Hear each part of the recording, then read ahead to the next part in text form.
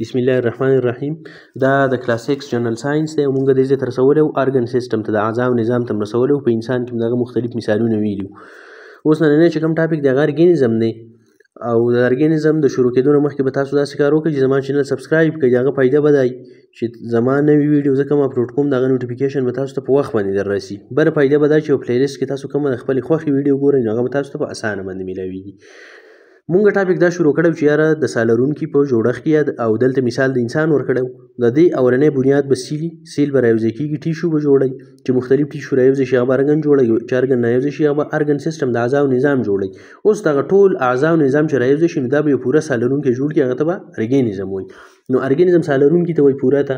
دلته وایي چې آل ارګن سیستم ورک ټوګیدر ټو میک ا کمپلیکس ارګانیزم.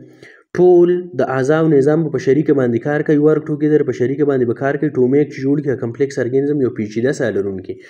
کمپلیکس مطلب دا دی چې یاره د انسان د ذهن په اسانه باندې نه رسي او ډیر زیات پیچیده یو خبرې پکې ډېرې دغه ته کمپلیکس ارګانیزم وایي. نو ټول اعضاء نظام به رایوځای کېږي، په شریکه باندې به کار کوي او یو پیچیده سالرونکی به جوړوي. لکه موږ انسان ته فکر وکړو که نه، نو په انسان کې مختلف ارګن سیستم رایوځای شوي دي. ریسپیریټري سیستم دی، نروس سیستم دی، ایکسکریټري سیستم دی، سکیلیټل سیستم دی، سرکولیټري سیستم دی.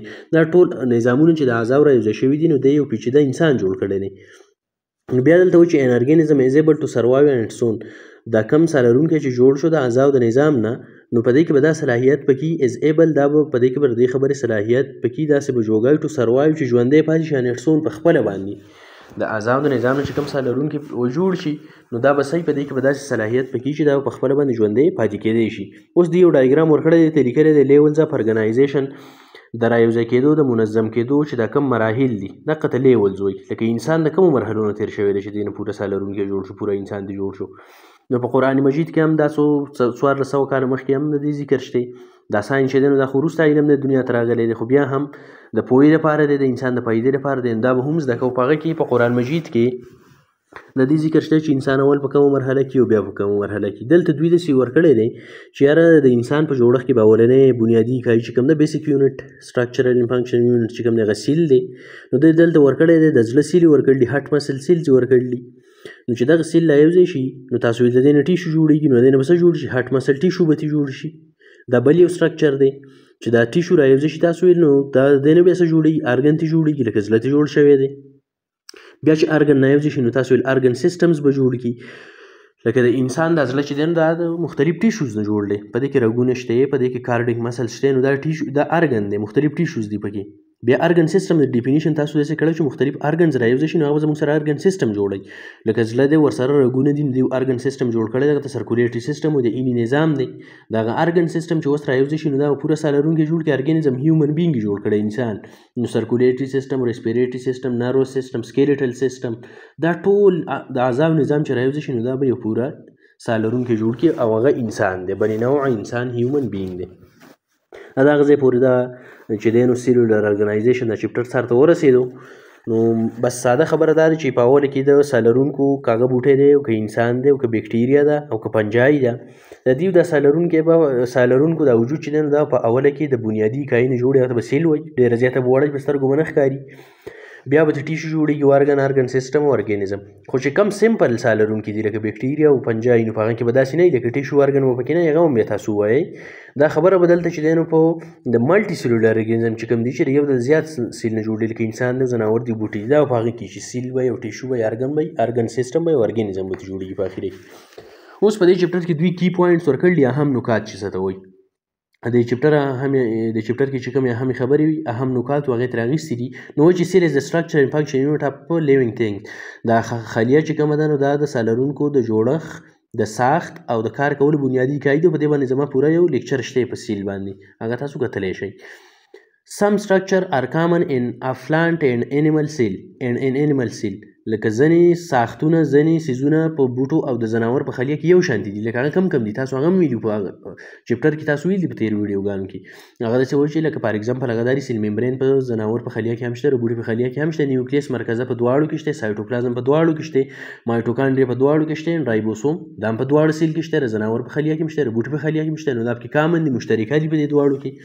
په کی پوینټ کې بل هم خبره ورکړل وایي سم سټرکچر ار پریزنټ اونلی ان پلانټس. ځینې ساختونه، ځینې ځینې څیزونه داسې دي چې هغه به ځینې ساخت داسې دي سټرکچر چې هغه به صرف او صرف چېرته موجود دي د بوټي په خلیه کې موجود دي لکه فار ایګزامپل دیټ از هغه دا دي چې سیلوال دا به صرف د بوټي په خلیه کې ځناور په خلیه کې باندې کلوروپلاست تاسو چې څه ته وایي چې باقي خوراک تیارېږي هغه هم ځناور په خلیه کې نشته نو کلوروپلاست صرف د بوټي په خلیه کې په دې وجه خو بوټی خپل خوراک په خپله تیارولی شي او ځناور یې نه شي انلارج سنټرل ویکیول په دې کې چې کوم ویکیول تاسو ویل سیک لایک د شاپر په شان سټرکچر دی نو هغه په دې کې ډېر زیات غټي نو دا داسې څیزونه شو دا سیلوال کلوروپلاست او سنټرل غټ ویکیول دا صرف د بوټي په خلیه کې شته او ځناور په کې نشته دا پکې ډیفرنسز دا هم تاسو په یو ویډیو کې ویلي دي سیلز پام ټیشو سیلز به څه جوړوي د سیلز نه به ټیشو جوړېږي د ټیشو فارمز پام ارګنز د ټیشو نه به ارګن جوړېږي ارګنز پام سیستم د اعضاو نه به چې دلته داسې وایي چې د سیل نه به ټیشو جوړېږي د ټیشو نه به اعضا جوړېږي ارګن او د ارګن نه به سیستم جوړېږي نظام به جوړېږي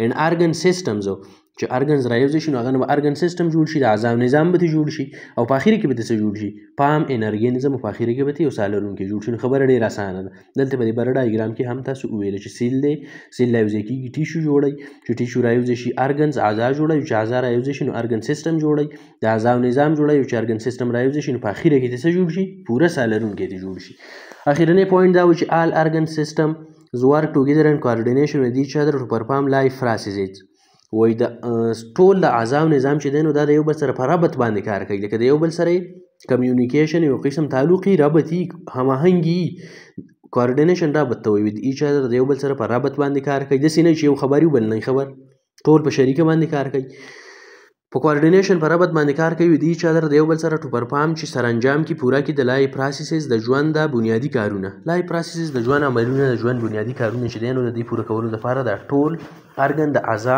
ارګن سیستمز چې کوم دي د اعضاو د نظام چې کوم دی نو دا په ربط باندې او په یو تعلق باندې یو بل سره کار کوي دا غزه پر دا ویډیو بس ته اوس د دې وروسته بل ویډیو چې د خیره کوم نو هغه کې به ام سی کیوز کوو او د ایکسرسایز به کوو د چپټرو د دې سره زما ویډیو سره ته ورسېده جزاک الله خیر